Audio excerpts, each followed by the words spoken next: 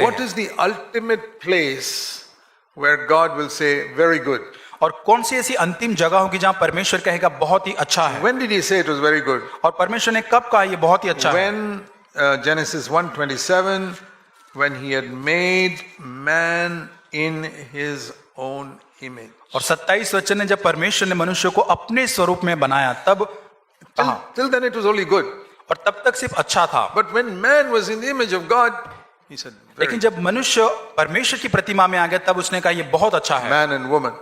और नर और नारी। So there is a place to which God is bringing us when he'll say very good.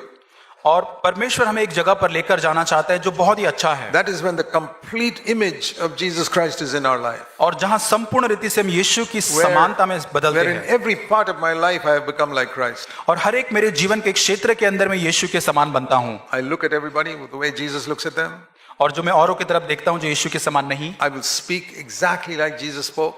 और मैं उसी प्रकार बात करूंगा जैसे यीशु ने बात किया। I will think like Jesus used to think. और मैं वैसे ही सोचूंगा जैसे यीशु मसीह I will सोचता have the था। same attitude towards everybody like Jesus had. और औरों के प्रति मेरा वैसा ही स्वभाव होगा जैसा यीशु का था। I'll be completely like him. और मैं पूरी तरह से यीशु के जैसा बन जाऊंगा। And that's what we read in 1 John in chapter 3. और पहला यूहन्ना 3 अध्याय में हम यही पढ़ते I'm हैं। just trying to show you that from the very first chapter of the Bible till the end, the message is the same. और मैं यही बताना चाहता हूं कि बाइबल के पहले अध्याय से अंतिम अध्याय तक संदेश एक ही है। And that is, God wants us to remake us in the image of God which we lost. और वो संदेश ये है कि परमेश्वर हमें एक नई प्रतिमा में बनाना चाहता है जो हमने खो दिया था। Adam was made in the image of God. और आदम को परमेश्वर की समानता में Through बनाया sin, गया he था lost it. और उसने वो खो दिया पाप करने के द्वारा। But God's desire is like we read in Genesis 1, the Holy Spirit broods and brings us back to that. लेकिन परमेश्वर की इच्छा है कि पवित्र आत्मा जो मंडरा था उसके द्वारा वो हमें उसके करीब लेकर आता And है। more than what Adam had. और हमारे पास और भी अधिक जो हमारे पास नहीं उससे बढ़कर आता है। Adam didn't have the Holy Spirit dwelling in him. और मेरे अंदर पवित्र आत्मा निवास नहीं करता था। Adam. आदम के अंदर। But the Holy Spirit is brooding over. लेकिन पवित्र आत्मा उसके ऊपर मंडरा रहा था। Even in the Old Testament, पुराने नियम में you भी read the Holy Spirit came upon different prophets. और अलग अलग नबी के ऊपर पवित्र आत्मा उतरा। Never came to dwell inside और anybody. पवित्र आत्मा कभी भी किसी मनुष्य के भीतर रहने नहीं आया।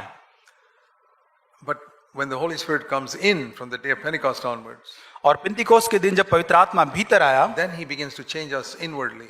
और तब वो हमें भीतर से बदलने लगा। Till one day, as we read in 1 John chapter 3 verse 2, पहला यूहन्ना 3 अध्याय वचन 2, that when we see him, we will be like him. और जब हम उसे देखेंगे हम उसके समान Because बनेंगे we will be exactly like him. और हम उसके समान ही बनेंगे जैसा वह है। Now, I don't know whether you have that as a passion in your life. और मैं नहीं जानता कि आपके जीवन में ऐसी धुन है या नहीं। You know, you can read that as a statement और आप एक कथन की तरह उस वचन को पढ़ सकते हैं, and you can believe it. आप उस पर विश्वास कर सकते हैं। But it may not be a burning desire that you want to get there. लेकिन एक जलती हुई तीव्र अच्छा आपके अंदर शायद वो नहीं होगी। When we see this verse that we've got on the back here, I press toward the mark, forgetting what is behind. जैसे हमने इस वचन में हम देखते हैं कि पिछली बातों को भूलकर आगे की ओर निशाने की ओर मैं दौड़ा चला जाता हूँ। Those are Paul's words. ये प्रेरित पौलुस के वचन हैं। Philippians chapter 3. और फिलिप्पियों 3 अध्याय में What he's saying is, वो ये कहता है, now there are two things I have to forget. और वो ये कहते हैं 2 चीजें मुझे भूलनी है। That's what Paul is saying. पौलुस इस प्रकार First कहता of है। all, I've got to forget my past failures. वो पहली चीज जो हमें भूलना है वो हमारे पिछले असफलताएं हैं।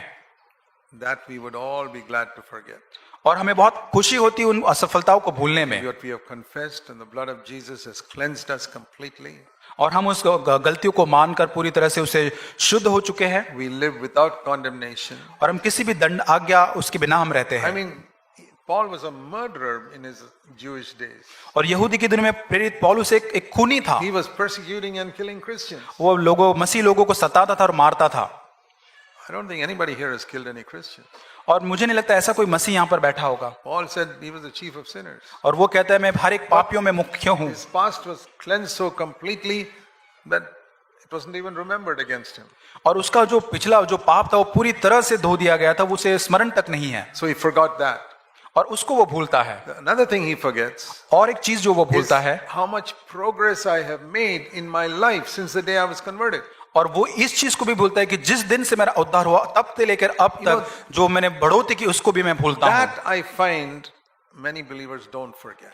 और मैं ये पाता हूँ कि बहुत सारे विश्वासी इसको नहीं भूल पाते। Many believers are very happy to forget their failures, बहुत सारे विश्वासी उनके भूतकाल को भूलने में बहुत खुशी होती है, but they remember their successes. लेकिन उनकी सफलताओं को बहुत अच्छे से याद करते And हैं they remember how spiritual they have become. और उनको ये बहुत जल्दी याद रहता है कि कितने आत्मिक वो बन चुके हैं। Why do I say that? और क्यों ऐसा है? Why do I say that? और मैं क्यों ऐसा कहता हूँ? Because क्योंकि I find that they compare themselves with other believers and think I'm better than them. और वो अपने आप को और मसीही विश्वासी के साथ वो तुलना करते हैं कि वे और भी बेहतर है। Haven't we all made that mistake of comparing ourselves with some others? और क्या हमने ये गलती नहीं की कि हम अपने आप को और विश्वासी के साथ तुलना करते हैं? And do you compare yourself with another, comparing your failures with their failures? और क्या आप अपनी असफलता को औरों की असफलता के साथ आप क्या तुलना करते? नहीं करते। What you compare is how spiritual you have become compared to the other person who you think is not so spiritual. और आप किस चीज की तुलना करते? आप अपनी आत्मिक उन्नति की तुलना और विश्वासी के साथ करते हैं। And you don't realize that that attitude is like a chain on your leg that prevents you from moving forward. और आपको ये समझ नहीं आता कि ऐसा स्वभाव आपके पैर में एक जंजीर के समान है जो आपको आगे बढ़ने से रोकता है। So we have to forget not only our past failures, we got to forget how far we have progressed in the Christian life. केवल हमें हमारा भूतकाल नहीं भूलना है, लेकिन हमें जो जितना हम मसीह जीवन में अब तक आगे बढ़े हैं उसे भी भूलना है। You know how to be spiritually foolish? और कैसे हम आत्मिक रूप से मूर्ख बन जाते हैं? One way to be spiritually foolish is described in 2 Corinthians and chapter 10. दूसरा कुरिन्ती 10 अध्याय में आत्मिक रीति से हम कैसे मूर्ख बनते हैं उस बारे में लिखा है। It's very important to know that. I don't want to be spiritually foolish. और बहुत ही मुख्य बात है, मैं आत्मिक रूप से मूर्ख नहीं बनना I चाहता want to be wise. और मैं बुद्धिमान होना So I चाहता हूँ want to avoid every type of foolishness. और मैं हर प्रकार की मूर्खता को अलग करना And चाहता one हूँ। type of foolishness is mentioned here. और एक प्रकार की मूर्खता यहाँ लिखी है 2 Corinthians 10 and verse 12. दूसरा कुरिन्ती 10:12। We are not bold to compare ourselves with some others who commend themselves, because when they measure themselves with each other and compare themselves with each other, they are without understanding. और यहाँ लिखा है कि हम में यह साहस नहीं कि हम अपने आप को उनमें से एक कुछ के साथ गिने, उनको अपने को मिलाए जो अपनी प्रशंसा आप करते हैं और अपने आप को आपस में नाप तोल कर एक दूसरे से मिलान करके मूर्ख ठहरते हैं। You see, it's like in a weighing balance. You see whether he is more spiritual or I am more spiritual. और इस प्रकार एक वजन के कांटे को देखते हैं और नापते तोलते हैं कि मैं अधिक आत्मिक हूं या वो व्यक्ति Or like in आत्मिक है। school, did he get more marks or did I get more marks? और क्या उस व्यक्ति को ज्यादा गुण मिलते हैं, मुझे ज्यादा गुण मिलते हैं। So he says, if you do that, you're foolish spiritually. और यहाँ पे लिखा है कि अगर आप आत्मिक इस तरह से करते तो आत्मिक आप मूर्ख हैं। That is a mark of pride. और ये एक चिन्ह है घमंड का। If you think the other person is less spiritual than you, you become proud. और अगर आपको ये लगता है कि दूसरा जो व्यक्ति है बहुत कम आत्मिक है तो आप घमंड में If you भरते think हैं। that person is way ahead of you, you can get discouraged. और अगर आप ऐसा सोचेंगे तो आप निराश होंगे। So he says, we are not such fools to compare ourselves with anybody. और हम ऐसे व्यक्तिगत मूर्ख नहीं बनना चाहते अपने आप को औरों के साथ तुलना करके। And you know, when we want to press towards the mark, towards God's highest, और जब परमेश्वर के उच्चतम स्तर तक अगर हमें आगे बढ़ना है we have to forget not only our past failures, but our past successes as well. और हमें केवल हमारे पिछले असफलताओं को नहीं लेकिन पिछली सफलताओं को भी भूलना जरूरी है। We're not to count the number of things we have done for the Lord. और हमें उन चीजों की गिनती नहीं रखनी जो हमने परमेश्वर के लिए किए हैं। If you remember all the sacrifices you made, अगर आप अपने बलिदानों को जो परमेश्वर के लिए आपने कि उसको याद करते हैं remember all the sufferings you have gone through, और जो दुख आपने परमेश्वर के लिए उठाते उसे याद करते हैं, you're in the darkness. अगर तो आप अंधकार में हैं। I can boldly say that I have made no sacrifice for the Lord. और मैं हियाव के साथ कह सकता हूं कि मैंने ऐसा बलिदान नहीं किया। And you say, Brother Zach, aren't you just trying to be humble when you say that? और आप ऐसा शायद कहेंगे कि ब्रदर जैक आप बहुत ही नम्र बनने की कोशिश करें ऐसा कहकर। No, नहीं। I really believe that. और मैं इस चीज पर विश्वास करता And हूँ I'll tell you why. और मैं कहना चाहता हूँ क्यों। Listen to this illustration. और इस उदाहरण के रूप में At night you can see the stars. आप रात को तारे देख सकते हैं Think of each star as a sacrifice you made for the Lord. और जैसे आप बलिदान को परमेश्वर को चढ़ाते हैं, Yeah, one small sacrifice. It's a not so bright star.